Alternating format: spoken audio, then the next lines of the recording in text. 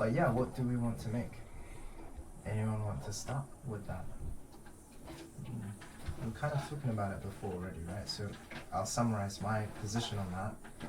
I want to be as sincere as possible. I know from experience that insincere games, and what I mean by that is games that try to fit a hole in the market, games that I think in theory would be good, you know, stuff like that, games that appear easy to make, all these kinds of reasons to pursue a project. If it's not truly what I wish to do, then it probably won't get made. And I've seen this happen, like so many projects start and stop. So for me, what do I actually want to do? I want to do what speaks to me on a sincere level. And it's been so far actually quite challenging to even unpack what that is. Yeah. In my experience, kind of, there's a lot of questions to be asked about the meaning of sincerity, but even before we get to that point, your statement, your action statement is, I want to do something that is sincere. And that do, you know, before we even can get to the sincere part, the do part has a lot of loaded stuff on it, because, you know, it implies a lot of things, right? We already made certain decisions about, okay, it's going to be an interactive piece of software, we're going to use this technology stack, we're going to use Unity, we're going to blah blah blah blah blah.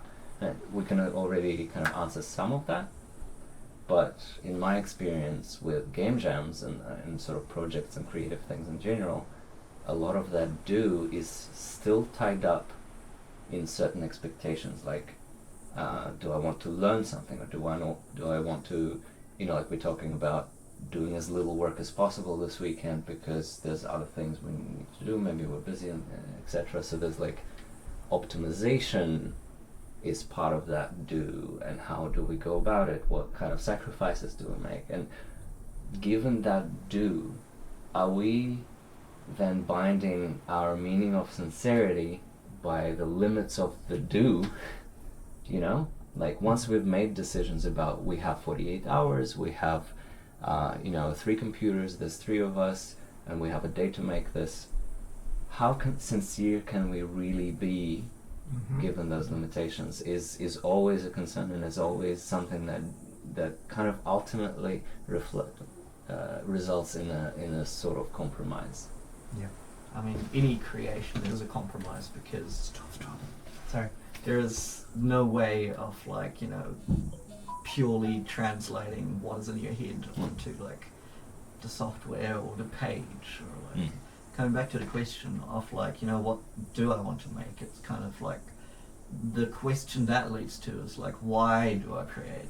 Like, obviously there's a surface level of, like, I want to make cool things, like I want to make things that look cool, I want to make things that like play cool, but at the same time there's like this other thing that I've been thinking about that's like, sort of, why do I make art? Like, why do I make games? And for me, it's a way of explaining myself back to me, because in my head, I'm always like kind of, you know, going from moment to moment to moment to moment. Like, there's always this sort of, you're always reacting, but you're never really like, it's very hard to step back and kind of like get a wider view of it, of like, you know, why am I reacting? Like, what is happening? And it's kind of like a way of sort of fueling all of that into the creation of something through like a series of moments. Yeah. And you can go back and you look at those moments and what they led to. Yeah, because there's a lot there, like the moment to moment to moment thing is, you know, the whole cliche about living in the moment and stuff, and that's really hard, because actually all of us, you know, go about day to day, and maybe at some point we, you know, are in bed or in the shower and whatever, and we'll and like, oh, why the fuck did I say that? Or like, you know, you suddenly realize, oh, you maybe like upset someone, or maybe you missed out on an opportunity or whatever because you behaved in a certain way, because you were reacting, and you just like this massive flood of life that happens around you carries you with it, and all you can do is sort of just like doggy paddle your way through it. and there isn't really, like, people aren't really equipped with just letting things like flow around them, because I mean, especially like, you know, in our modern life, the way that we live, like, it's very much optimized to kind of like, everything has to be quick, everything like runs at a certain pace, you never stop. Mm. And so that kind of like extends to just a moment to moment, like the conversations that you have and stuff. Like you don't, like you don't usually just like step back and kind of just, you know, respond slowly. yeah, There's already so much to explore here. So there was constraint, there was making cool stuff, and there was living in the moment. So I want to talk about that. The constraint, I'll start with. When you have that constraint for 48 hours, the medium of games and stuff, it ushers you to try and make something within that constraint. And what I've noticed is that when you approach it with a sincerity, you come to learn what you truly want. If remaining within those restrictions comes with discomfort, and this is what I've learned in my approach, is that sometimes making a game has been uncomfortable because it's not what I am really after. And I've had to accept this as a reality because it was challenging, because if it's not a game, then what is it? I need to find that out, and it's a very existential question because my career is here and my skill set is here and everything. But the moment that I allowed my sincerity to take me to a place, I've not only accomplished things and completed things, I was happy with what they were, and I was happy with the journey. So the constraints are good because then you create your own constraint as a result of having any kind of constraint. That's one. Two, you were saying making cool stuff. For me anyway, from the outset, that was my goal. I want to make cool stuff. I want to, you know, to be sort of recognizable for making these cool things. And again, going back to why one would want to do that, for me personally, I've realized like I want to be among the array of superstars in the indie dev scene. I would love to be like a face among them and known for a certain uniqueness or quality. But in the pursuit of that, again, it was like an insincere thing because I don't necessarily want recognition. I want the stuff that I make to be good for me. Like if it's like, this is cool, I think people would find this cool. It's like, well, how do I feel about it? Sometimes I don't even sit in that space enough to appreciate it. And in pursuing that, I have discovered things that were cool that I was flawed with personally, and I loved it, and I thought, like, I'm happy to just exist in this space. And that was very cool. Again, it was like pursuing a material desire to be liked by people or to be validated, and then I found like a sincere place, if that makes sense. It's rings parallel with the whole notion, I guess, like even in pop culture, in film and stuff, you know, the whole idea of like stranded on an island, and when you're by yourself you go mad. Like people can't actually exist without, like we exist through the reflection of us other people throw back at us, and that's why we are caught up in that sort of stream where we get carried away by just conforming and you know, trying to please people, trying to get that validation and all that. And it rings parallels with that. Because good point. It segues to the last point, which was living in the moment. Living in the moment, people practice meditation as a form of trying to separate themselves from, you know, all the noise of life, and to actually live and just exist in silence is a form of living in the moment, kind of like this island idea you have. In the end, I don't know what I'm trying to say, but... Well, maybe we have our scene setting. It's just like the bench is like a little mound in the middle of an ocean with like a boat sinking on the horizon. and there's like a dinghy with rows, and this conversation is happening on a... Jerome actually once told me, because I asked him, like, I want to explore what I want out of life. And he responded, it's like, I don't really think it's what we want necessarily, you know, what we want to take, but what we wish to give.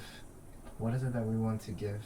And even in the form of a piece of art that we make together collaboratively, what we want to take could be money, could be fame and glory, could be recognition and validation, or it could be a sincere exercise in creating something that we are giving. And I feel that's perhaps more the space to question, what do we wish to give? If somebody could experience this thing and we are giving them something, what would we want to give to them? And it's not about what we want to take. It's not about like, give me money, give me whatever. So I think that question is really interesting. We could consider that with what it is we want to make. What do we want to give?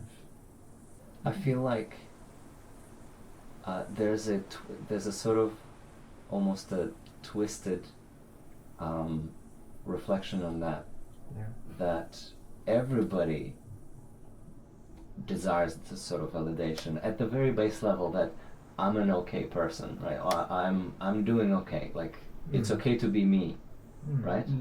At the very least, like everything else is on top, right? Like you're a good game developer or whatever. Like your stuff looks nice. You know, that's extra. That's really unnecessary, so to speak. Superfluous. So the thing that we could really give, like with this conversation or with whatever it is that you want to make, is that base thing. It's like, instead of trying to ask for validation, give it. Being like, it's okay to be you. Yeah. And partially, I think why we even came up with the idea of having this conversation is because by exposing it and being sincere, like you say, is you expose, and why people like listening to other people on podcasts or even like obsess about celebrities or anything like that. It's like, how do other people, you know, like I want to be not me, but like from I don't know how They to want like a phrase it. feedback and They a want parallel some kind of compare to. some kind of Like checklist of like I to get be it. a fulfilled person. I mean, there's Yeah, always so- this really interesting thought of like, you know, like what does it mean to be someone else? Like, because you only know you, like, Yeah. you are the only thing you will ever know, like, you are your world, where, like, you receive all of these, like, different personalities that people are, like, you know, projecting outwards, where you don't know what it's like to be someone else. And it's like, with podcasts and all of these things, like, in some ways they kind of almost fulfill that desire, where it's like, you know, that little voice inside of your head coming in through your ear going like, oh, like, gives you a glimpse into what it vignette is of like another to be person's someone life, else. yeah. Yeah. That's why relating to people is very interesting. The commonality that you experience is very like beautiful and validating, and we feel connection, and the differences are very just inspiring and curious, and Yeah, so it's okay to be you yeah. is a important message. Because in the end, the validation, again, this is a common idea among like conscious circles, but you need to be able to validate your own self. You need to be able to look at your own self separate from you and say, this person that I'm seeing here is fine, is good, is beautiful even, is capable of goodness. And that's it. And in most cases we can, and it's an exercise that we ought to do, because when we embody ourselves truly in the first person, it's hard to see us with empathy sometimes. Sometimes we have an absence of self-love or self-acceptance. But, you know, the same things that you might critique yourself over, you would totally not do that with somebody else. So the exercise of seeing yourself as a third person can be good for that. Yeah, I mean, like, is there really such a thing as a true self? Because Well, yeah. that's you are very There many is different self. people. Like, I'm a different person, like, right now here with you guys, where I might be a different person at work and a different person, like, when I go to the cafe, or, like, you know, you perform all of these different people, where even when you're on your own, like, you'll perform yourself in a different way, like, every day.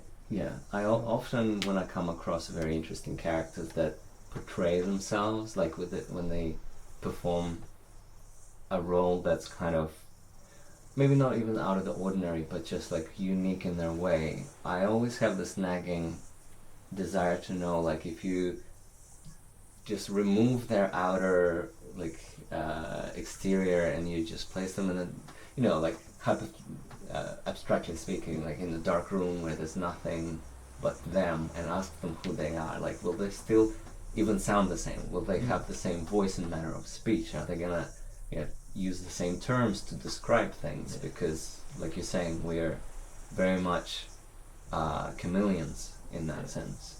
Yeah, I mean, like, a lot of times it's a performance of who you think you are. Mhm. And who you think the people you're talking with think you Yes. are. Yeah. That's right. It's not who we think we are or who they think we are. It's what we think they think we are. Mm. Often we play to that character. Mm. Yeah.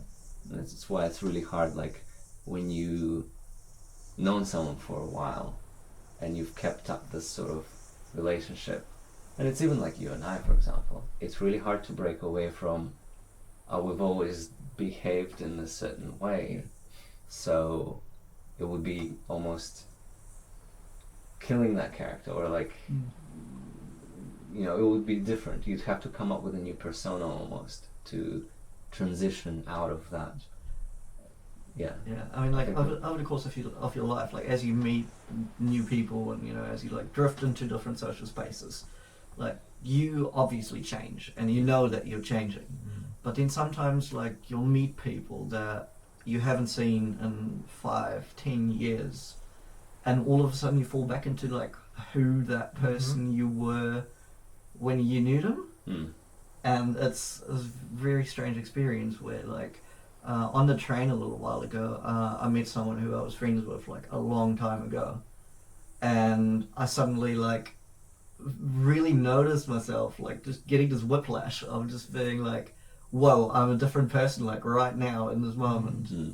than I was 2 seconds ago before I saw her, because suddenly that reflection is coming back to you. Did you feel any sort of, like, you describe it as a whiplash, but did you feel any dissonance in being maybe uncomfortable with enacting that old role, because you know maybe you changed so much over time that maybe it's not you anymore, and it's maybe inappropriate for you now to be that person again because of whatever, you know, baggage and tied up things come with it? Yeah, it was like, at the same time, it was comfortable, because, you know, it's like this nostalgic thing of, like, you're going back to something that you know, and at the same time it was extremely uncomfortable, because it's like you're putting on this facade, like, you're just playing the role of who you expect that person to think you were, which again is probably not exactly the person that you were at the time. Yeah.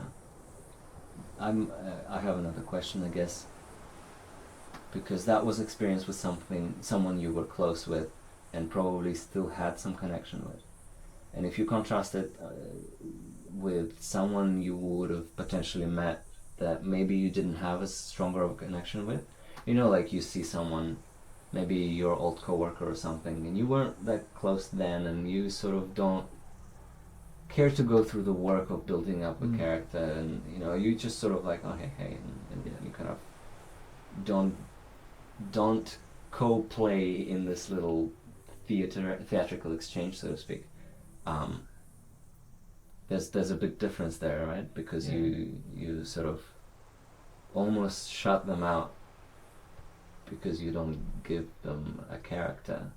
Yeah, I feel like it's like, it's almost involuntary in a way, like, where it's like you were saying how, you know, like, the work of going into that character, like, for me, I find it's more of in that case where I meet someone who I didn't know that well, is I actually put in work to not go into the character, where I'm like, I don't care about how, you know, you would perceive me as I am now compared to how I was then, so I'm like fighting against that, like, comfort. Yeah, so it's an interesting barrier. Yeah. Because, like, are you trying to, when you are there, are you trying to protect the character that you think you are, because you describe it as a work like extra Yeah. work to fight against creating a new entity? Mm. And is it like a natural mechanism that we have to protect our own being? Or is it, you know, I mean, it must be a Like- social thing, right? Because we're like, humans are social animals. Like, we are designed to be in groups. So it makes sense to kind of like try to match yourself as closely to someone else as you can, like in a way where you knew that, you know, you were like working together or something like that. So you had a bond there, even though even it might be just like a casual one. yeah, yeah.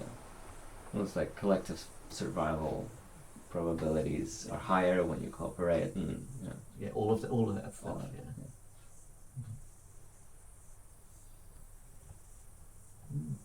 I don't know. So Mm.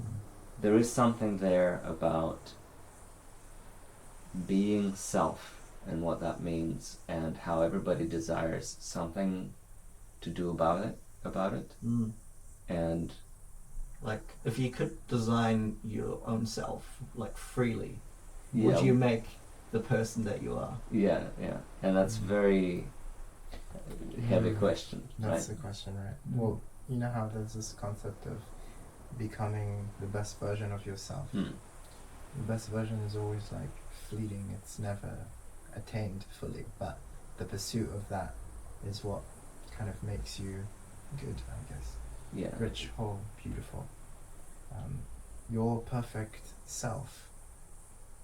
Perfection cannot exist in the physical realm because, like I was telling you before, infinity doesn't exist and perfection is infinity.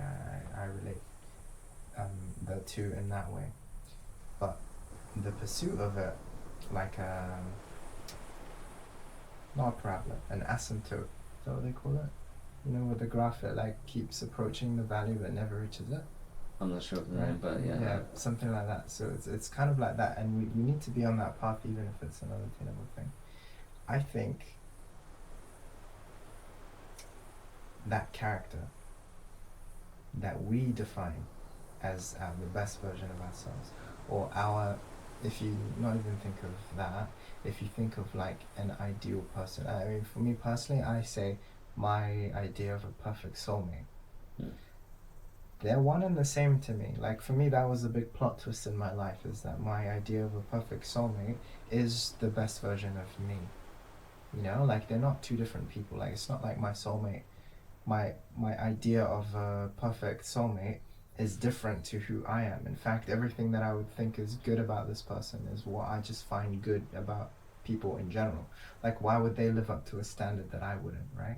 Why would they like certain things and not like certain things, but I would like the things they don't like or dislike the things they like? Like no, there's what's the word, like they're the same. And then I realized it's not about waiting for an idealized soulmate, but to become that. Hmm. Does that connect with what you guys were saying? Like Mm. the if we were to relate back to who we are, what would it look like? Would it be different to who we are? In my case, I pictured what my perfect soulmate would be like, and it was very different to me. And I realized, wow, this person doesn't like these things that I do. Maybe I shouldn't do those things. Maybe that's why I'm feeling disconnected all the time, is because I'm doing these things that my idea of perfection, like, doesn't dislike, because they're not a judgmental person, but that they're not invested in or into. Mm. Yeah. Yeah, it's an interesting Mm. perspective Mm. on that. Yeah. Like, why would you want to be a person that you don't want to hang out with? Yes. So going back to what we want, or what we want to give.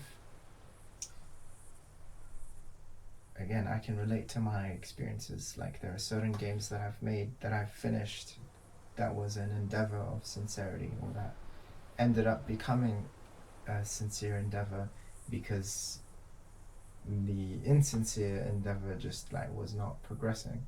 And so there's like three distinct projects I relate to. One is the one you played, Mark, Decorous Castle, which translates to Beautiful Prison, a story that I wanted to write.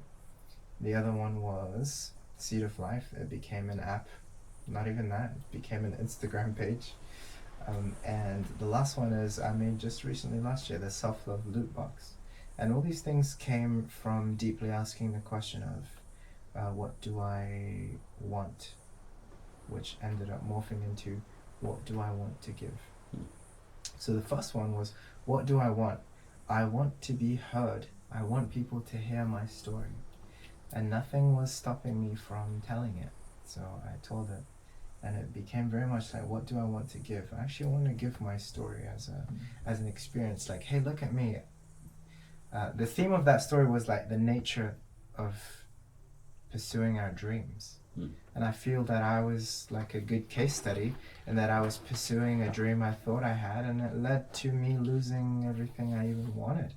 I wanted to connect to people through games that people would experience, and in doing so, I would cease connection with people because I was very isolated. I became highly aware of this irony. And so the story ended up becoming, hey, look at me, I was pursuing this thing and I got disconnected with people. So it ended up being like the truth. And that was cool. Seed of Life, I was making a game, I thought it was a cool idea, but it didn't connect with me, it was just a dumb game. But the thing that was cool about it, I packaged that and gave only that. And finally, Self-Love Loot Box, it was like, what can I give? I want to give people hope. And a character from the first game, her name is Hope. Like, it's a very important theme for me. I want to give hope to people. Like, I want to make something that people can utilize, and it makes them, that their lives are better in some kind of way. So in the end, it was a question of what do I want to give. Yeah. So I made this app, even though it's very basic. It's basically, it pulls a random string from a pool. But it was like, the strings were very like pleasing, validating, hopeful, self-love, indulgent stuff. And I was very happy with that. So similarly, I would love to explore in this moment now, what do we want to give? From experience, I can say, as long as we are very honest about that, we can't go wrong. We will probably, it's the likelihood of finishing it will be high. The likelihood of us being proud of it will be high. The likelihood of it being just like good is high. I mean, I feel. it's interesting that you say that because, like, with kind of thinking about projects that really stick with me, that I'm quite proud of, like, not necessarily just proud of, like, things that really resonate with me that I've made are always things that I didn't go and ask him anything. Like, they're all things where it's just like, I just listen. Like, you take the first step and then you just see where it takes you, and you just kind of listen to what it wants to be. It becomes its own thing, doesn't it? Like, Yeah. And it's like you discovered this thing and you're not really the author of it anymore. You can't really take credit for it. You found it and you keep digging and digging, and it's genuinely cool what you find. Do you take credit for it? I don't know, but what you do is what you find, you package it for other people to see too. Like, hey, look what I found. Check it out, it's cool, right? I mean, game development, like, It's like archaeology. It's, like yeah, that. it's archaeology. You're like Totally. digging down along this like tunnel of ideas. I can connect with that on a certain level, because I sort of have like for a while, and even still to a degree, I'm stuck on this pursuit of mastery. Right, I want to be better at this. I want to make better art. I want to learn to code better. I want to be more capable. Like there's this never-ending self-doubt and never-ending feeling of inadequacy about it, especially in our field. That's like every week there's a new technology and an update to a software that you get to learn, and there's all these new skills, and there's all these new people coming in with fresh skills, and you're competing with them on the job market and all that. Like, that's all packaged in there, and you can't ignore that that's a thing, right? But in sort of relating to making things and game jams and just software in general and art, for a while I've been stuck on this like chase of mastery, and when you're stuck in that, you really don't have time to question what it is, like ask these kind of questions. What do you want to give, or like who are you? Like what do you actually like doing? But You so know, when it's- faced with those questions, Yeah. it's like it's challenging to It is. answer. But It's the something, root of what we do, and yet it's Yeah. like we don't know. yeah, and the cool thing about it that it, as we had this earlier conversation at brunch, is that the thing that we end up enjoying a lot, I mean, for me, and what you just voiced, Mark, is discovering, like just doing it. And even if you're doing it because initially you set out to learn a new skill or whatever, still something that comes out of it is unexpected, right? Like if you're just discovering, if you're not following a tutorial and you know exactly what you're making, for example, you're just playing with tools, playing with the creative field and channeling a thing, then that becomes worthwhile. That becomes something beautiful, and Yeah. you know, even if you don't post it on the social media or whatever, like it's a thing for you. I wonder if just like part of this whole struggle of, you know, like the pursuit of mastery and all of those things is like comes from a learned behavior where, you know, like from being a small child, you know, like what do you want to be when you grow up? Like, well, what are you going to do when you finish school? What university are you going to Yeah, go to? you're Like, like what are you going to almost study? Like, not allowed to just be. yeah, You always have Yes, to be that's right. something. Like So mastery is important, and so again, there's so many thought bubbles I'm trying to keep connected to. So there's mastery, and like what you were saying before relates so much to my visual novel game, Beautiful Prison, which by the way is aptly named when you think about it. When you think of mastery, it is like a self-imposed thing, right? That we're inadequate or whatever, we need to pursue something. It's very important for human beings to be pursuing something, and this is like we choose this sort of thing. And from a psychotherapy perspective, I've been told this by a psychotherapist, the ingredients for happiness are 3. One is mastery. We need to be pursuing a skill and being satisfied in our abilities, that the challenges we have in life are matching our skills and that there's a growth there. The second one is connection, connecting with people. And all these 3 things have a cohesion, by the way. And the last one is gratitude. So again, it's like the others doesn't really, like these 3 need to coexist. The gratitude comes with being grateful with the connections we have, lingering not on the connections we want to make that we don't have, and also in being grateful for the mastery that we also have, not how much better, and the emphasis on how much lack we have, right? So that's very key. So yes, mastery is super important, but they need to be, like, we have mastery as a manner of perhaps connecting with people, and it's always grounded by this idea of gratitude. We should be content and happy with what we are. We are already everything we want to be, and this realization is actually what's going to liberate us, I feel.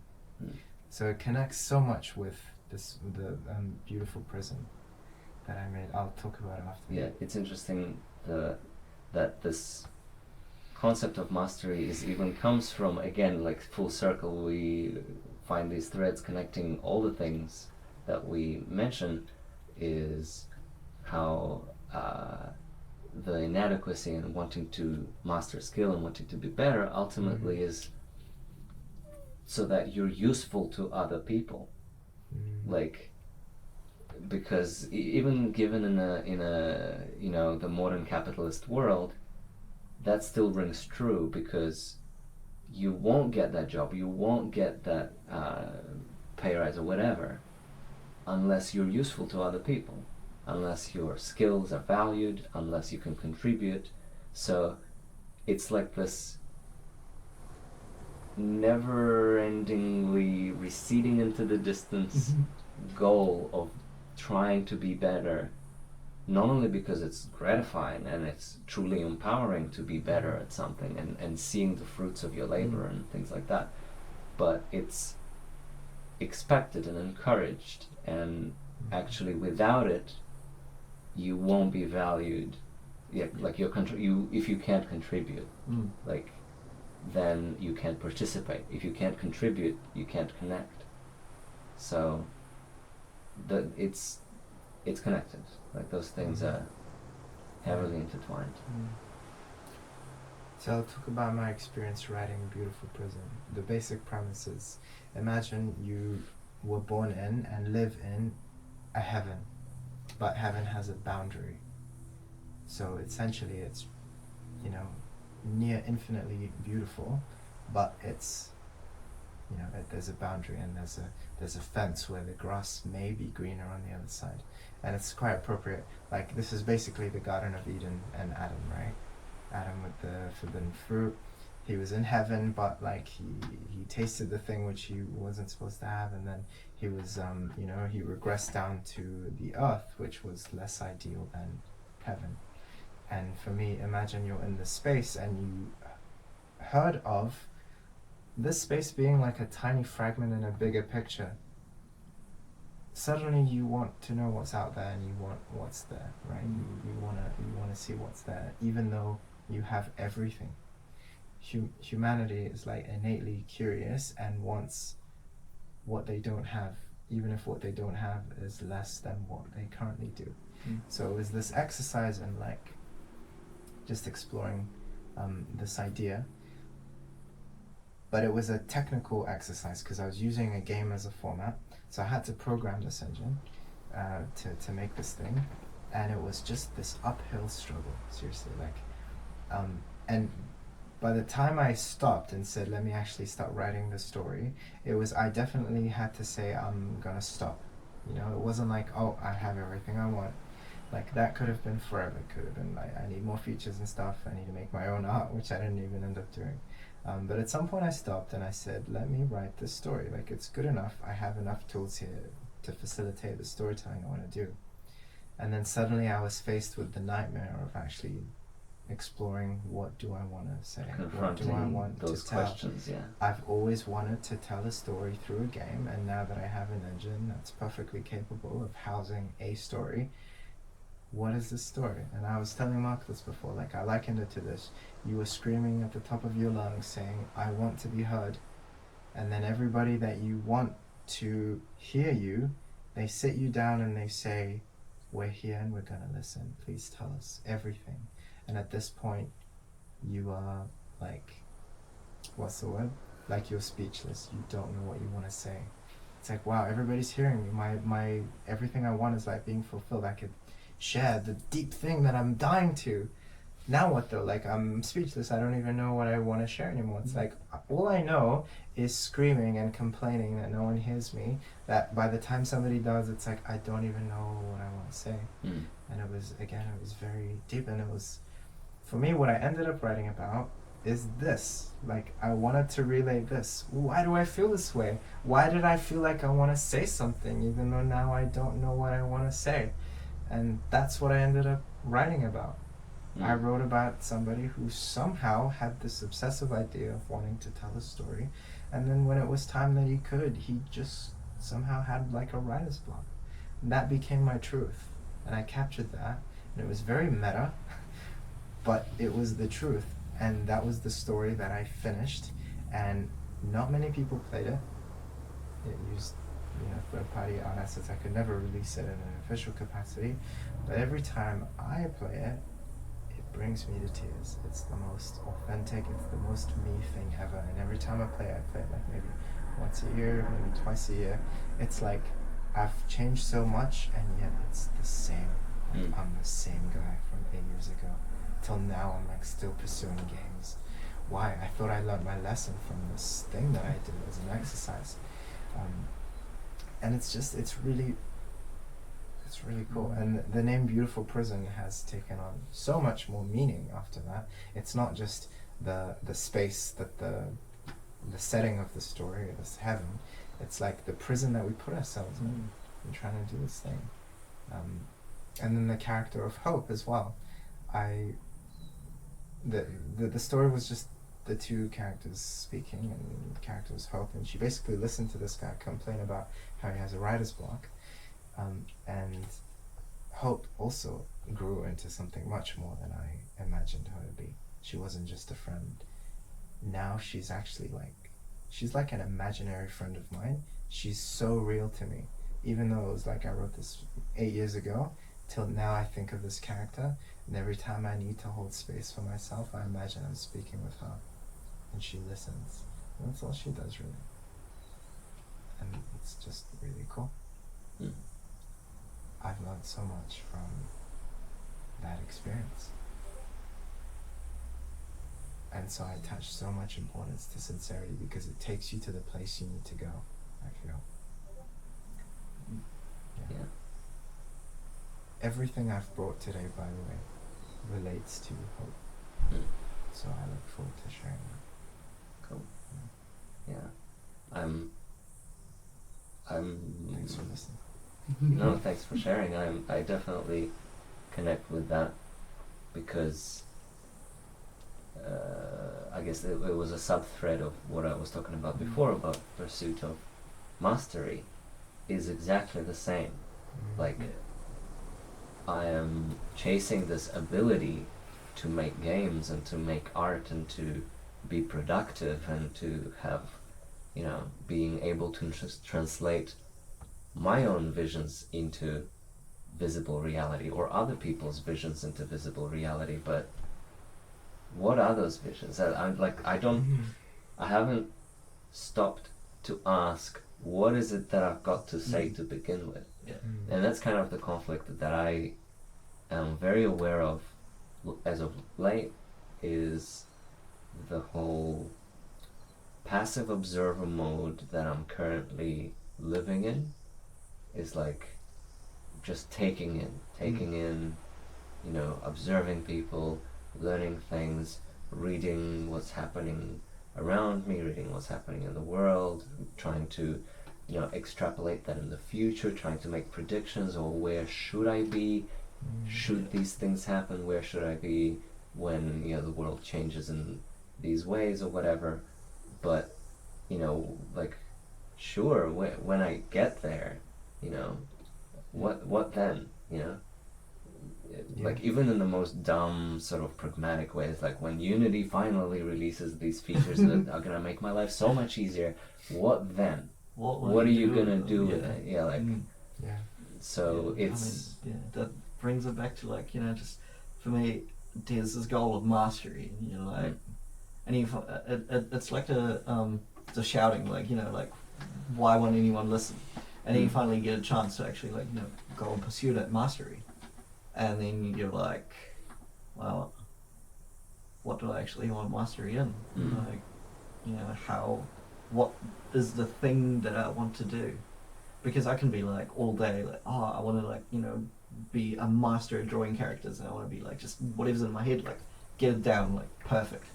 And then it's well, like the print out the picture. But then I sit down with a piece of paper and a pencil, and I'm but what do I want to draw? So it's is it because we're chasing that mastery for this long that we actually still haven't come up with a purpose? Yes. Or is it? I feel. To a degree, I feel that's very much the case, because you read about these people who have these profound experiences after after the war, or after I don't know, they started a big company and then it all collapsed, or maybe they went to a developing nation where people are dying of curable diseases, and they get moved by that, and they come back with a purpose. And it's on one side, I feel like maybe we haven't had the time to think about those things, and not think of the dying children sort of thing, more in the sense of what resonates with you, and what is, how can that become a purpose, or should it even become a purpose, or whatever. Or on the other hand, you have these pieces of art, games, whatever, coming out where people just make stuff and they try to shove purpose into it, and you always see that insincerity, and you're it always comes off almost crass. Tacky, yeah. Yeah, Yeah. so like I don't want to be there. Mm-hmm. And you know, we aren't afforded these sort of this space for this other meaningful place to be where you can cultivate meaning and cultivate purpose, because we are so distracted with you have to upgrade your skills, you have to upgrade your job, you have to, you know, otherwise truly you just don't have money to pay rent, and you don't have, you know, you don't progress, and you can't afford a future where you are capable of stepping back from that pursuit and actually fulfilling a purpose. So it's like a never-ending Yeah. chase after this carrot on a So for me, Yeah. Beautiful Prison, the technical uphill journey of writing the code was like a distraction for me to approach the story. Like I feel subliminally, I knew that I was having challenge to write it, that I would rather just keep thinking of what next feature I should write and stuff. And I have the same issue till now. Like already, as you saw, even in this jam, I was trying to think of features before we even had an idea. Like I was trying to think of what tech I could get in and stuff. Like, see what I mean? Like I still haven't learned in a way. So it seems like we all suffer from this. Yeah, we all as in humanity, collectively. Well, at the very least, the three of us. We have Very 3 out of least. 3. You know, At the very 100%. most, humanity and beyond. Yeah. So I feel. is this something that we can tackle one way or another? And it still has parallels with Yeah. I where feel we we started. Like, it's okay to be you. Yeah. You know, it's okay to want other people to say it's okay to be. Mm-hmm. So I How- feel. yeah, how is this a thing? How, first of all, like, how is it that nobody notices? And I have an answer. yeah, Not an answer, like a perspective. First of all, I feel, you know, what do we do going forward, which is the question you proposed. I'll just say this. What I learned from Beautiful Prison was what I wanted in the end was somebody to be there to listen. It doesn't matter what I had to say. Just to have a presence that was there, like a person who completes me in a, you know, a cliche kind of way. And what I learned from this was, what I learned in a sort of like the twist of the story was I completed myself because I invented her. I wrote her. She came from me. Like I wrote the thing that completes me. I didn't wait for it to come. And it wasn't like, oh, I'm so smart, like I know, you know, you can't just wait, like I'm gonna do this. I wasn't, like I discovered that. I didn't like pursue it because I thought it was the right thing. And I learned, wow, like we have so much power. And the thing that we want, we can't just sit and wait for life to give it to us. We need to, you know, manifest that thing. We need to become that thing. That was an incredible learning. But to come back to your question, I feel, how can we like remedy this this ailment, if you want to call it that, is I feel the word is surrender. Surrender to it. Surrender to just everything. Like where you see resistance, raise your hands. When the water flows this way, just be swept. And again, where do you end up? Maybe not making games. Maybe you don't do what you thought you should, but just go with it. I mean, Again, like, I've made a wallpaper and Instagram, like a non-game, an app, and all this stuff, and like it's just where I've ended up. It comes back to, you know, just making the more interesting things where you just listen. Just listen. Wherever it takes you. It's like, yeah, there's this TED talk by Joseph Gordon-Levitt, an actor, and he says, we love to get attention. It's true, we love it. But more than that, I feel the moments of flow and pure bliss is paying attention. And that as an actor, for him, getting follows, likes and stuff, like, yeah, it's a huge dopamine hit, but he said that when he really feels in touch with what he does is when he's paying attention. Like, he's really engrossed in his, you know, in collaborating with another actor and whatever it is. And it's applicable to any kind of job. And I think it's that. It's again not what we get, but what we Mm. yeah.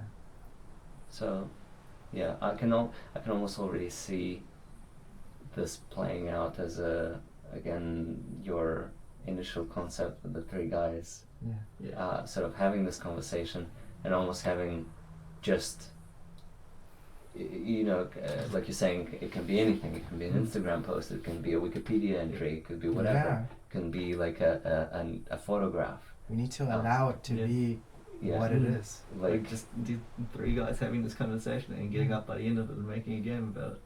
Yeah, Maybe this even is if our it's- output. I mean, I don't know. Like, even if it's just, yeah, sure, we use the Unity engine and there's like a Mm. visual, but yeah.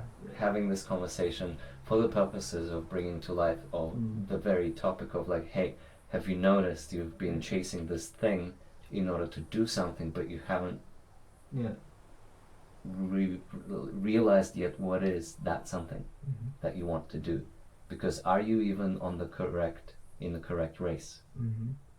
So, Mm-hmm. because yeah, maybe like we should have all been musicians or cooks. Why games? Yeah. Is that Yeah. the correct medium? Like yeah, without I having understand. asked that I mean, first yeah. question to begin with. So we just have this feeling, which is again driven by what's cool, what looks Yeah, cool, yeah, what like, what's what It's- excites skills you. do yeah. we already have? that we Even can what's apply? cool and all that, like that's all been socialized into us. Mm. Is it really our belief, or have we inherited it from our society? That's the uncomfortable question. Like, all I think about is games growing up. It was everything to me. But then I realized, is it though? And if it wasn't, then it means I have to reevaluate everything. And I Yeah, didn't I want mean- to do that. How much of you is other people? Yeah. You know, games is always gonna be second to reality, right? You know, I'm thinking of like the game Breath of the Wild. The very best landscapes in that game can be so evocative, so like peaceful and beautiful. And then you could think of a situation where you're like playing a game and you're overlooking a beach and it's so nice, and then your friend's like, "Hey man, let's go to the beach," and you're like, "Nah, man, like I'm playing Breath of the Wild." That's Like, something. why wouldn't you want to go out there and be there in reality and actually feel it in all of your Mm. senses? You can smell and like, and That's and something that like everything. really bothers me at the moment because Yeah. especially with this Two Shall Pass, like the whole game was about like walking through nature and like experiencing all of this stuff, but it's just like there is no way to ever get anywhere close to actually like being out there. Yeah. And for me, it's like, if say what I want to do is capture this beautiful thing, my perception of beauty in nature, capture it for somebody else to play it, and then see like, wow, your perspective on nature is very beautiful. I was touched by this. It's like, why don't I just take that person and have a nice little hike at the beach, right? If that's kind of my agenda, Mm. and that's what it was. That's why Beautiful Prison in the end, what was it? It was just a conversation with two people. Yeah, the taking to the beach makes me think of how that would be them experiencing the beach, but what you want them to experience in making the thing is your interpretation of the experience, because it's like this mind thing, idea, design, whatever that you have, a moment of inspiration that you want to distill into an artifact that you can give to someone to sort of decrypt back into your original vision, and if they do so as close as possible, it's like mission accomplished. It's like everything you wanted to be, you just were in that moment, and that's the perfect design, so to speak.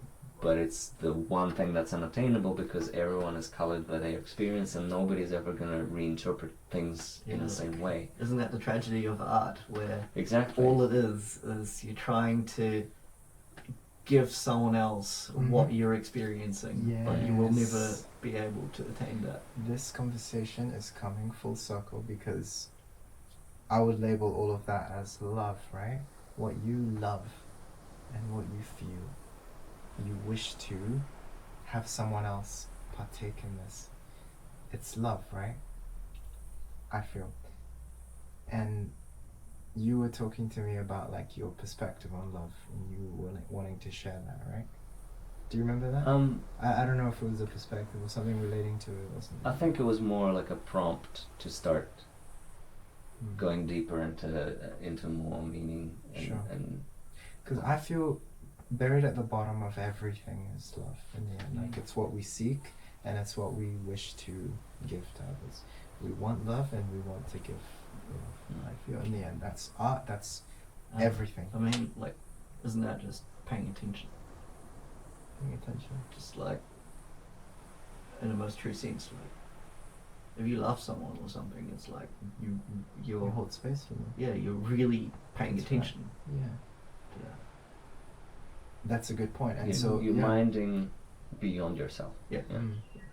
So like Hope paid attention to Hadrian in my story. That was love. That's what I wanted. Mm. Then I made it for myself. It's like you can just invent love. You can have that's self-love. I feel. Yeah, You don't wait for someone. there's to a give it to there's a you. nice perspective on that. You know Ram Dass. That's not. It's he's this spiritual person. He'd say he's a student. He was kind of revered by many as a spiritual guru or whatever. But he had Okay. this lecture and he was describing his experience with love and with people he was in love with and things, and he phrased it very interestingly that it's not something you do and it's not something you give or take, or it's not an exchange of it's just Something a you are? state of being. Mm. It's like when you and this would be a quote from him, that when you say to someone I love you, you're not really expressing your like transaction that is happening, but rather you're saying that you are love through that person, like you are that through which I am love. And I thought that was very interesting, and that was very kind of rings true to what you're saying, how Yeah. it's a state of being, and it's not immaterial, and it's unattainable in a way, because it stems from that initial question, like it comes before the chase, like what is it that you want, and then go and upskill your way into it. Mm-hmm. Learn how to be able to recognize it within yourself. There's this Russell Brand said this.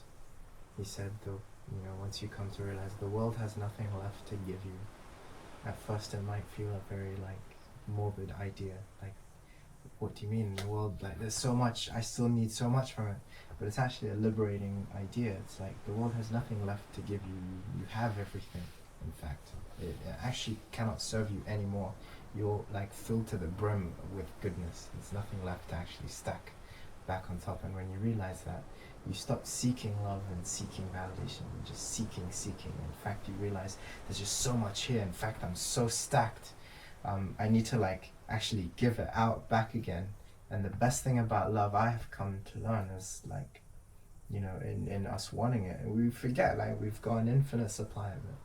We just really need to, first of all, take a moment to acknowledge it, recognize it, understand it, believe it, and then apply the energy to reach our hand into the well and take it out. And once we take it out, like it's not as if you're subtracting from your pool. It's an infinite pool. Infinity minus one is still infinity. Infinity minus like a million is still infinity. And we've got so much, so we actually need to just distribute it, let it pour out. I mean, and it comes back to connection like that. It's the thing that like Ends connects up being what you, you give, yeah.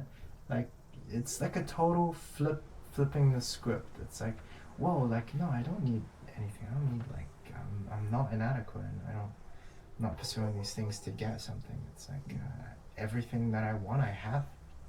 That's so cool. Now those who don't realize it, like I need to let them have a piece of it too, so that they can unlock their own well.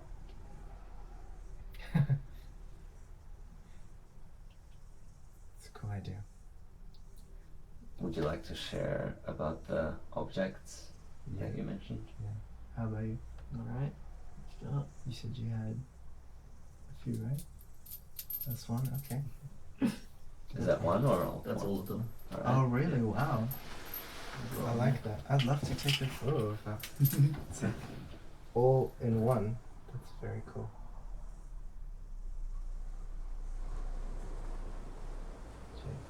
So there's a crystal, a shell, a ring, and a stone. Yeah. Yeah. Yeah, I had this idea from a novel or a series of novels that like I read as a kid, and it really influenced my life to the point where like I wouldn't be doing anything that I'm doing now if I hadn't read those books. And it's the Edge Chronicles by Paul Stewart and Chris Riddle.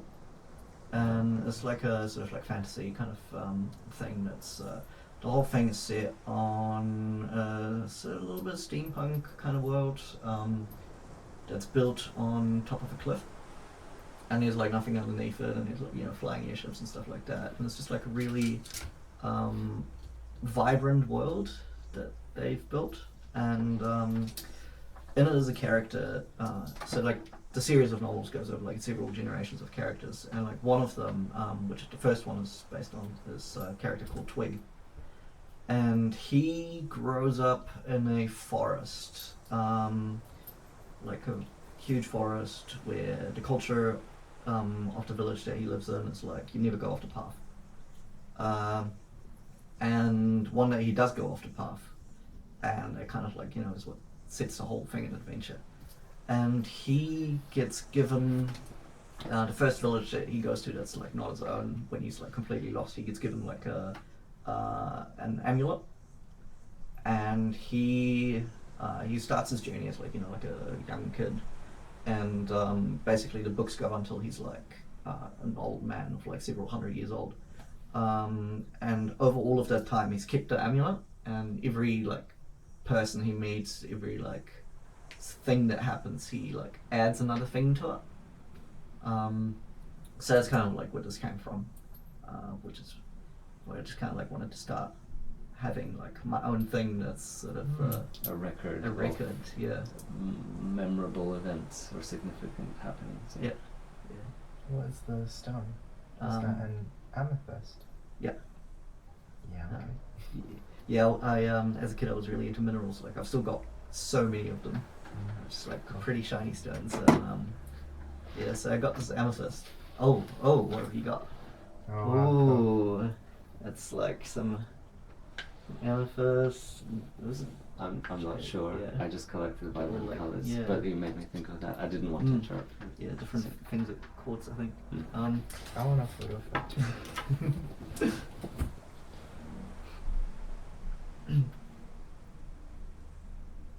Wormwood. Cool. So, yeah, so I've got this amethyst. I think I got in Italy. Cool. At like a really nice night market. When I was a kid, we went there, and yeah, it was just like a really nice experience. Like, you know, going on holiday with my parents and stuff like that. They're actually all from different places. The shell is from France, so it was like the original thing that I got. And I used to wear this a lot as a kid as well, just kind of like through sort of my time in Germany, like my time at school in Germany and all of that. So it's kind of representative of that. You know, I've got the onyx that was given by my aunt in Bavaria. It was like, don't really remember all of it, but I was given that because my eyesight was going really bad. Like it was the first time where I realized like, oh, I need glasses, and I got this, and it's like onyx is meant to be good for your eyes. Oh, okay. Yeah, so I got that one. I thought it was a really beautiful stone, and then I've got this ring here. It's from Lord of the Rings. All right. Yeah, Cool. which is like, you know, obviously something that I really like as well. But I got that one a few years ago in Germany when I went back for a holiday, and it was like kind of a funny thing because, you know, Lord of the Rings is Right, like filmed in New Zealand. You're bringing and- back Yeah. a piece of home from home to your other Yeah, home. exactly. Like, and that's another thing that, you know, going back to those novels, that really resonates with me because, like, I'm sure you're familiar with that, where like you grow up in one place and it's like your home, all that you know, Yeah. and then you like leave that and you build another home somewhere else. Mm. And at least for me, it's like suddenly you have like two homes, but like no home that's like 100% your real home because you haven't spent all of your life there, even though like it feels like your actual home. It's a like really complicated feeling for me where like I now feel like I'm at home in like many places of nowhere. Mm. Okay. Yeah, and it's kind of like it's given me this like these itchy feet where I'm like, well, you know, I've left this place once and like I've done that and like nothing particularly bad has happened. So I'm like, you know, I could just do that again. You and realize again. you're actually free to go. Yeah, you realize you're like you have this freedom. Yeah. Where, like, for a lot of people who I know people who have never left Auckland, they just have like this barrier that they've never broken. Mm-hmm. Yeah, I'd say different people have different reasons, and you know, family, jobs, whatever. Okay. It's not necessarily like the lack of curiosity or or anything, but yeah, like certainly we as a society aren't encouraged to leave. Yeah. Yeah, we're encouraged to grow and expand like vertically. Just sort of same full circle on the pursuit of mastery and like growth and accumulation of everything. So yeah, I had a different experience moving homes. I think I when I came here, it took me like about a year to adjust, a year or two, to finally realize that I could be anyone. That this is like a truly a fresh start. Yeah. Where I started building, I guess, if I was mature enough at the time, I would have known to ask these questions that we're talking about, and I would have, it would have been the most appropriate time to say, who is your ideal person, and be that. But obviously at the time, you know, I was 16, and you know, 16-year-olds don't preoccupy their minds about you know, spiritual things like that and fundamentals. But also we don't have, you know, 16-year-olds don't have the experience to actually make the necessary changes, because nobody teaches us, like teaches kids how to, you know, behave towards adulthood or towards self-fulfillment. It's always like, go to school, get good grades, be nice and be polite and respect your elders and whatever, right? But those are just tidbits of wisdom without wisdom itself. So like, it was a long journey, and you know, I guess in many ways New Zealand is my home. And you know, I've traveled out, and I've traveled before I came to New Zealand. My parents took me on holidays overseas and stuff. But I think for me it was very much about the abandonment of what used to be home. Like a conscious decision to say that I'm not gonna be like what I was, and I'm not gonna participate in the kind of, you know, social exchanges and culture and the kind of theatrical plays that I used to, because I didn't like them. You know, I didn't grow up in a like, it was very different. So yeah. Yeah, it's like, it's interesting how it's, you know, it's different for everyone. But yeah. Like, Adam, you were born in Australia, right? But like, what's your journey in terms of geography? Geography, I was born in Melbourne. We moved to Perth when I was about 2, so I don't even remember Melbourne as a kid. We have some home videos of it, but it's like, I don't even remember that stuff happening. I feel as if my earliest memory was like from 5 years old. Like, the thing I actually remember, all I remember is when we moved to West Australia, Perth specifically. We were there for like a few years, I guess, and then we moved to New Zealand, to Auckland. Yeah. So my parents, most of my family from both sides are in Melbourne. We moved to Perth for, I think my dad had like a business opportunity, and then Auckland was like a new beginning for my family in a way, like a new business potential and stuff like that. But it was also a way to move to a country that was beautiful and like peaceful but also still be close enough to family, sort of like at arm's length. Which is, I think, how they described it. You know, it's not like they're in your face, but they're still kind of there when you want to visit and stuff. So, and yeah, New Zealand is pretty much home for me too. It's been more than 20 years since I've been here. And Yeah, it's like, for me, it's kind of like as if the floor had fallen away, like from underneath me, but not in a bad way. Yeah, like now you're floating. Yeah, So like- you're not just Yeah, yeah. yeah. So now you're floating, and like there's some benefits in that, you know, like, but yeah, like yeah. geographically, I do kind of feel in a,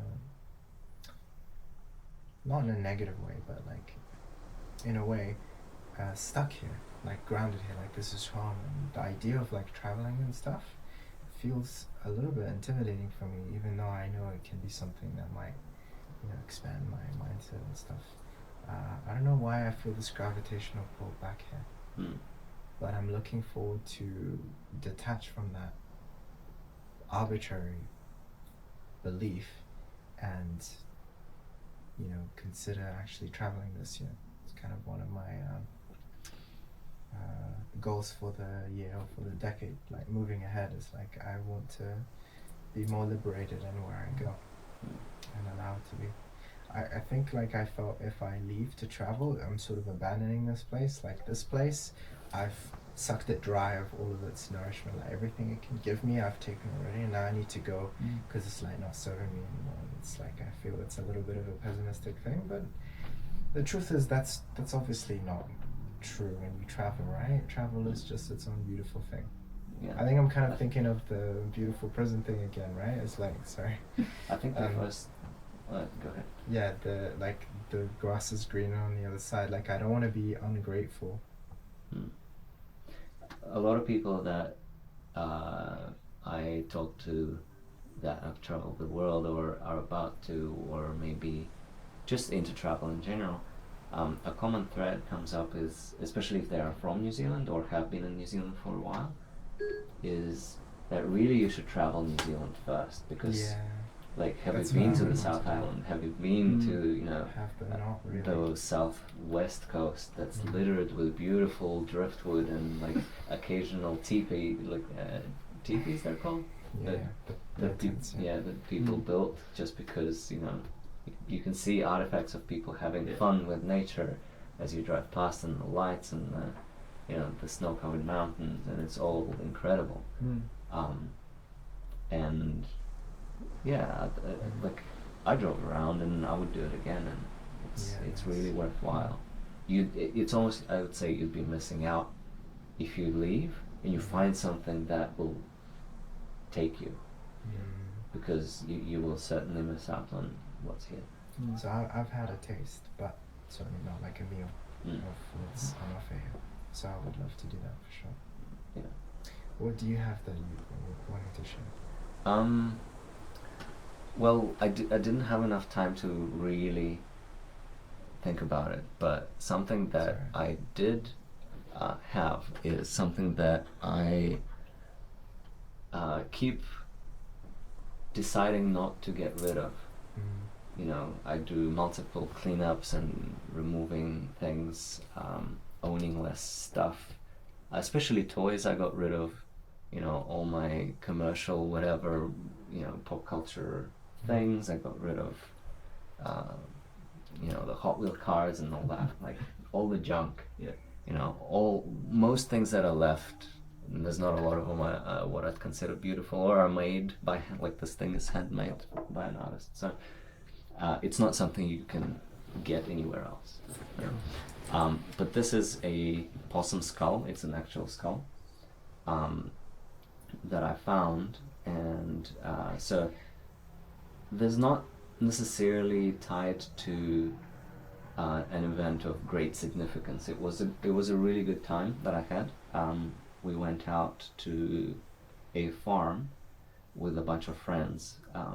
Back when I used to work at Gameloft, I flatted with a couple of friends of mine, and we had extended friendship with our coworkers.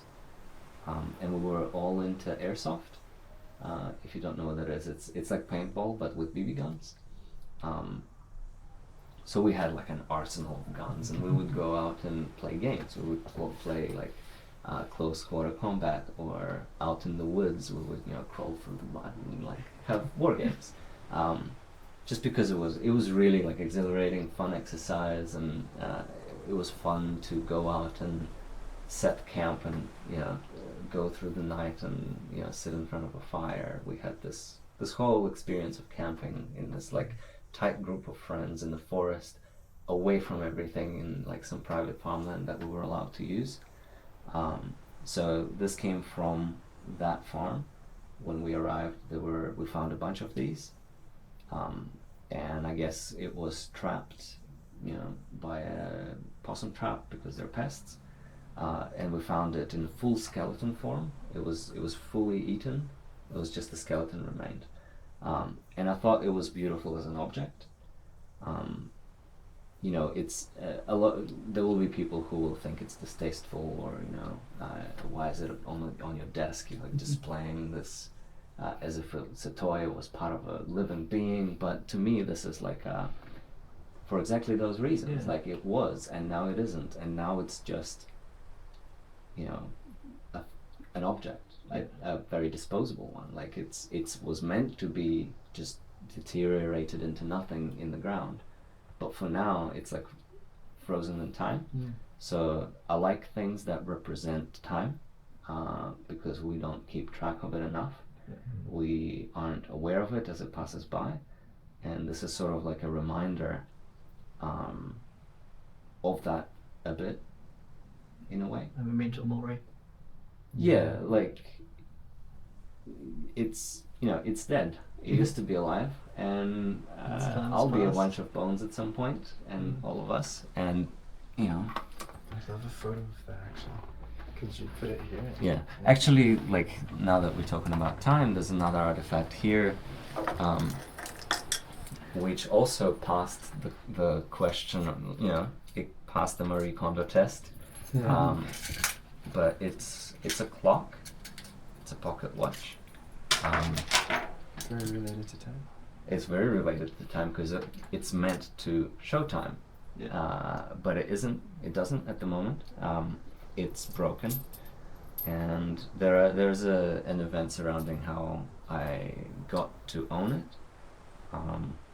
It was Harry and I went up to do the Tongariro crossing, and we were on holiday, and there was this interesting occurrence where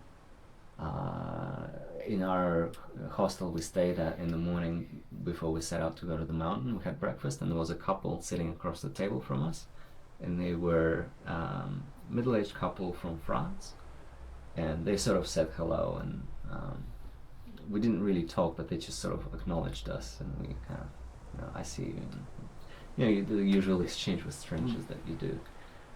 And then, many hours later, when we had, when we were up on the mountain, we saw them, and it was again like, oh, it's you. And like, I see you, and that was it. And after we came down from the mountain, we went to bed. We had dinner. On the next day, we left, and we left to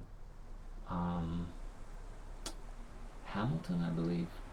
Yeah, we went to Hamilton. We were driving through, we had lunch there, and we went to a bunch of antique shops. And Harry and I really like looking through antique shops. So she bought a ring that had a really pretty stone on it, and I really liked the watch, and I knew it was already broken, but I just really liked it as an object because it just has the shape, the weight. It's made of silver. It's got this classic antique watch face, and I kind of lit up with an idea of restoring it, of thinking, okay, I can fix it, I can make it show time again. So I bought it, and after that we were walking around Hamilton, and we bumped into that couple again, and we were like, oh, it's you again. And we kind of like, everyone was on their way to lunch or something, so we didn't really stop to talk, and it was like another one of those things. So as we continued on our journey back north from our sort of road trip, we stopped by Taupo, and we stayed in Taupo for the night at an Airbnb. But while doing so, we check out the lake, go into town, go to antique shops and secondhand shops and stuff, go have lunch, and we bumped into that couple for the fourth time, because it's like, of course that's gonna happen. And they, at that time, we were like, "It's you," and we stopped to chat, and they sort of, the lady gave us her email and said, "If you're ever in France, we live in the like in this region in the mountains. You're welcome to come and stay with us." And I think that was really cool. That was a very serendipitous moment. Yeah.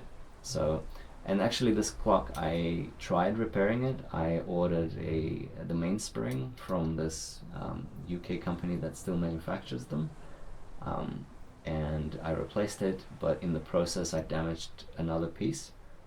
The hairspring, the one that keeps the main pendulum in balance, and that's a lot harder to replace because you need the sort of the watchmaker skill to get the pendulum into balance so that it actually can tick. In other ways, it can work. Yeah.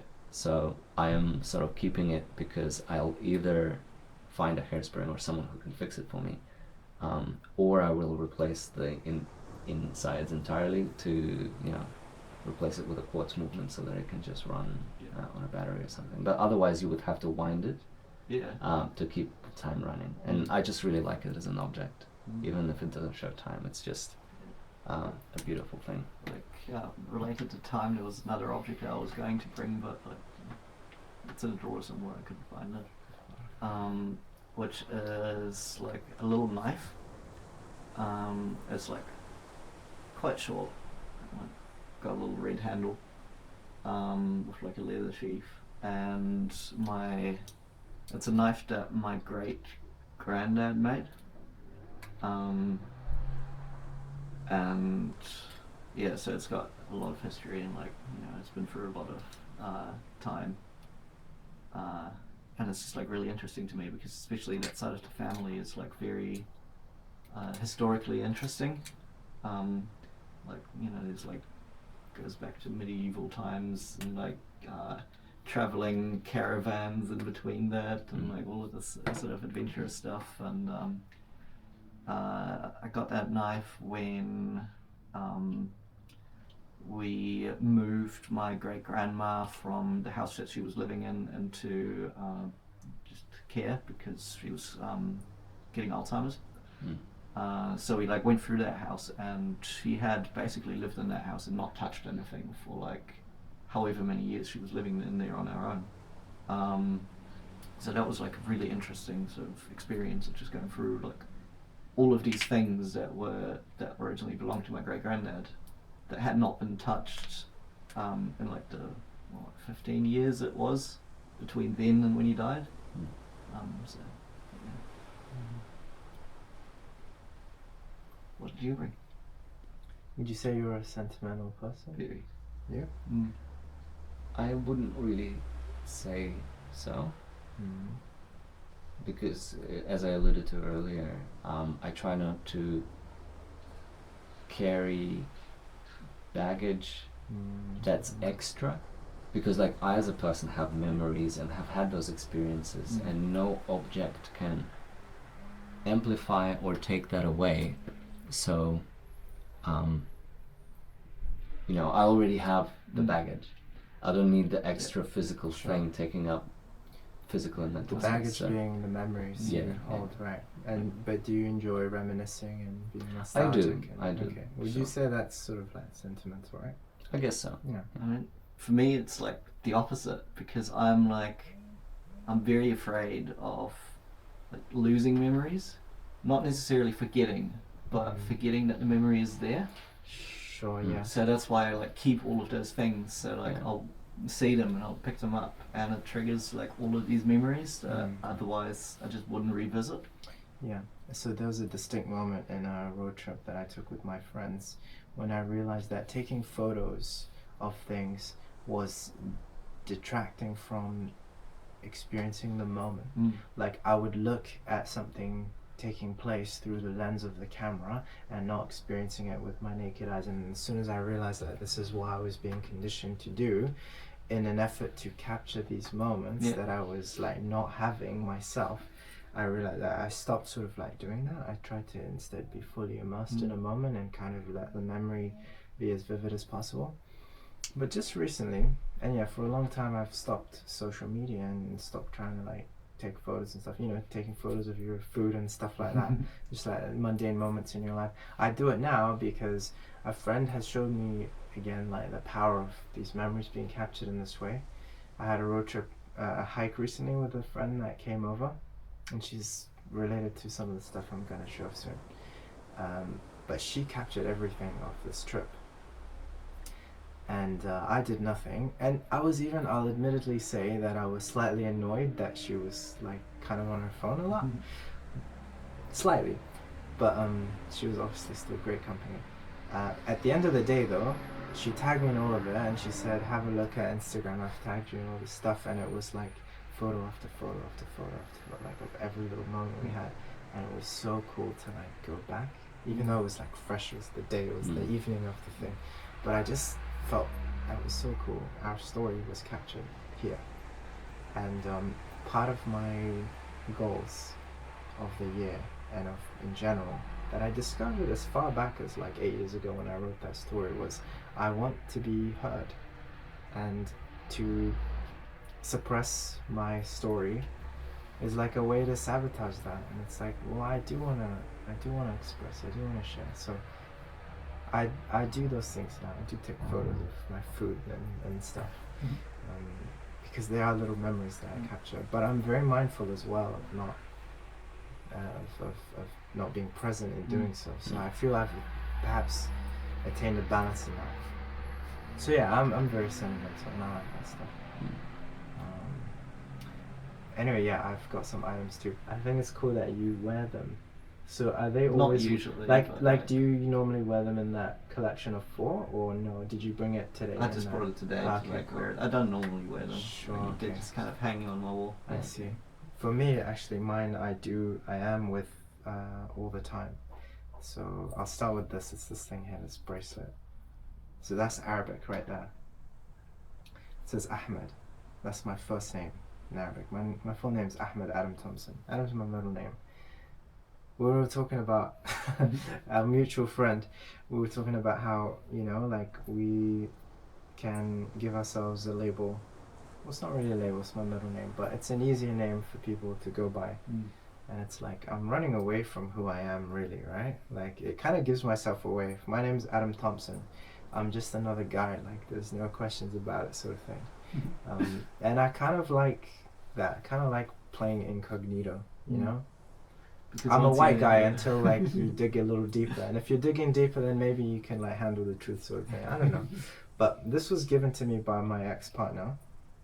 So it holds 2 meanings. Firstly, it's a reminder that you know, I was with somebody and they cared deeply about me enough to gift me this. And it's not as if I don't have any self-love. I do, but for some reason I like to hold on to this one to just remind myself once upon a time I was in a loving relationship. And it's not the case now. You know, I have many like people who I love in my life now, but you know what I mean? Like, it's that external validation I can't let go of. I just like it. I like to be reminded I was there once.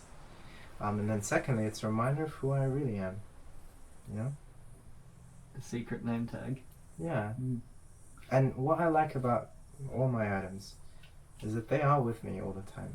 So every time I feel, you know, especially like when I dance salsa and I'm trying to twirl something, it's like, it kind of is annoying. But it's good that it is, because then I'm consciously aware of it and then I'm reminded of it. So like you were saying before, we can carry all these things and they're buried and their meaning is lost and their value is kind of lost. But these things, they're a small collection of things and they're with me always, and they're like annoying enough that I'm made consciously aware of them, that their value can be Brought back. repeatedly brought back. Absolutely. So that's one. Second is this card that I've kept. So that same person that I had a hike with recently is a very special person to me. And the card is like in terrible shape, but I've kept it anyway. So this was her business card.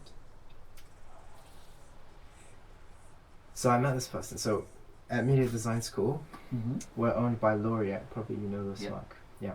And Laureate has other universities across Australia. They're not called MDS, they're called Torrens. So Torrens more or less is MDS, but in Australia. So Anissa works in Melbourne, and we met at Sydney at a conference, a Laureate conference, and a small collection of people from all different places owned by Laureate were invited to come to this thing. And it was kind of like a randomly selected pool of people. I was randomly selected because I actually happened to be in Brisbane doing an open day for MDS, or for Torrens. There, so I was in the area. I got shipped over to Sydney and participated in this thing, just as like a corporate checkbox, right? That we had the numbers there and stuff. Nobody was jealous of this opportunity because it was. I think I was maybe telling you about this. But I would love to. Yeah, sure. Like, yeah, again, nobody was jealous of this because it was like a week-long summit and it was very boring. They talked about strategies and they used all these buzzwords. We need to tech up. We need to tech up. We need to disrupt. Yes, we need to all this kind of stuff, streamline, and all these buzzwords that we never ended up doing. We still print our marks at MDS. I say we. I'm not part of them anymore. But leading the pack in creative technologies, and yet we still have to print marks on a piece of paper to officialize, like, you know, that marks have been given out. Anyway, so I came to this place with not cynicism, but probably apathy. Let's get this over with kind of mentality. I did appreciate that I took a week off work and that I was in Sydney. I'd never gone to Sydney before. So I appreciated all the things to appreciate out of something like that. But at the same time, I was still sort of like just apathetic. Then I met this person there. In short, she was incredible. We connected very deeply. It was one of those things where we just spotted each other, we had a conversation, and we kept it going throughout the week. I felt like I found a real life hope from my story, the one that I made. It's like, wow, I assumed people like this don't exist, you know? But to meet her, and it wasn't like a romantic connection, but it was just a beautiful connection, a sincere connection. And she brought hope back to me because now there was hope that people like this exist, like, for real. And we stayed in touch since. And there's so much more to say about this, but when she gave me this to stay in touch, like, I felt this is such a significant person, I'm gonna hold on to this. Obviously she's on my Facebook and WhatsApp stuff. I totally don't need this, but it's just something, you know, it can totally, as long as I don't keep the unnecessary trash, it can fit comfortably in my wallet, so it's no harm done. And every time I'm shuffling through, so this is not the kind of thing I would encounter, you know, on a day-to-day, but every time I do happen to have to come in here to find something, it would be something I pull out. So it's frequent enough that I'm reminded of it. So that's cool. She's amazing. And lastly is, so these crystals that I wear. I noticed you started with one, and then another one got added over time, and now you have 3. I have 3, yeah. And I could add more, or I could subtract, and on a given day I wear 1 and 1. I don't really know what I'm doing with them, but in general, like, these crystals, you know, people ask me, like, what are they, what's the significance, and what's kind of like the energy of each one and stuff. I always forget. Like, broadly, they are all about fueling creativity, optimism, hope, love, connection, and all these things. Like, they're all just a different brand of that, right? If you look at, like, so what symbol. So I don't really be like, I wear this on a day where I need to, you know, have an important meeting and I need confidence, and I wear this on a day. Like, they're just all good. But I attribute these, so they're kind of a gift that I gave to myself, and there's this chapter that I wrote with the character Hope, and in this chapter, and I actually wrote this chapter last year. This was the first chapter I had written with Hope as a character after the original one I wrote 8 years ago. So it's like I wrote the story and then I parked it, then all this life stuff happened and I totally kind of like almost forgot about it. And then it kind of came back to me and I started writing again, and it was the most profound writing I had done since the original piece that I wrote in the game. So what happened in this chapter was, once again, Hope is like a symbol of somebody who will listen and hold space. So once again, I felt this like moment in my life where I don't know what's wrong, I don't know what I want, but I just like, can someone listen to me? So I wrote as if, like we met as friends after a long hiatus. And as with most good friends, when you're apart from a while and then you rekindle a relationship, it's as if no time has passed anyway, right?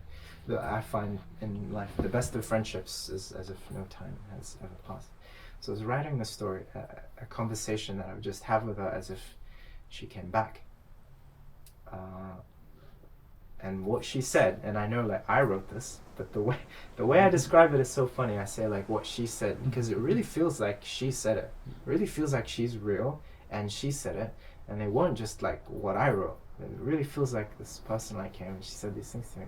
And that's why I love the character and writing, is because it feels like I'm channeling something else beyond me. Like my ideal self or an ideal person, a higher power, a higher wisdom, just hope itself. So what she gave to me, and broadly speaking, what I was feeling at the time was just like something was amiss. I couldn't even really articulate what it was. It was just like something was amiss. I want to know how to realign and feel sort of like happy and purposeful and all these things. So having this conversation, and she gave, I say Hadrian, but he's basically me.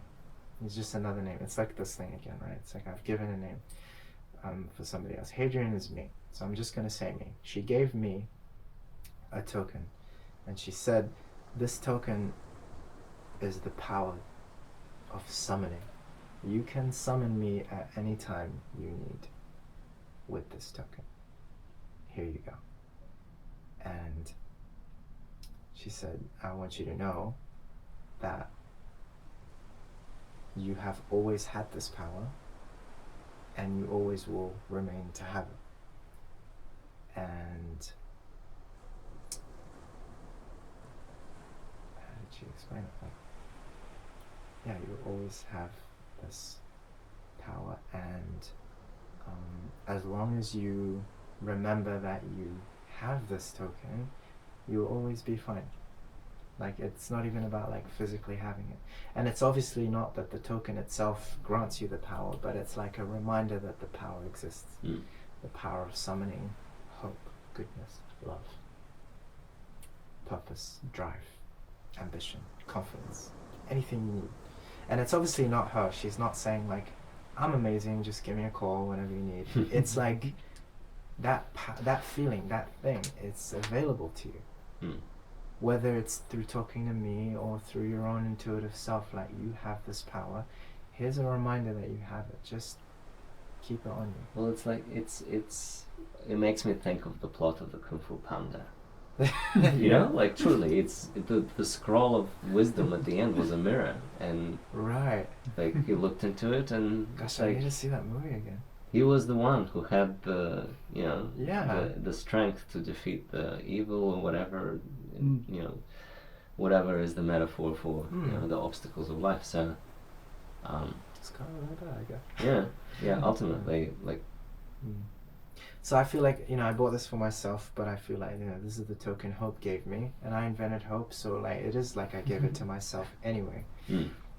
Because there are people who take these things really seriously, like this is the crystal of confidence, and then they truly lose all and panic, absence is like it's like and they you've lose lost their mind. confidence. It's like no, it's a symbol, and symbols matter, and what you decide that is what it's gonna be for you. Completely. Yeah, that's my stuff. Yeah, thank you. Yeah. Thanks, guys, for listening. Yeah, thanks. Very personal stuff. I think, like personally, I will walk away from this conversation thinking about the full circleness of the beats we keep tracing or have kept tracing through constantly through this conversation, to do with you already have what it takes, to do with pursuit and needing to ask the questions, you know, of what then and what now ultimately is the what then. And just kind of the significance of this would be just like that crystal on your neck is just a reminder that, you know, you already have the faculties to ask those questions and answer them at the same time. So, like, it doesn't even need to be a game. Mm.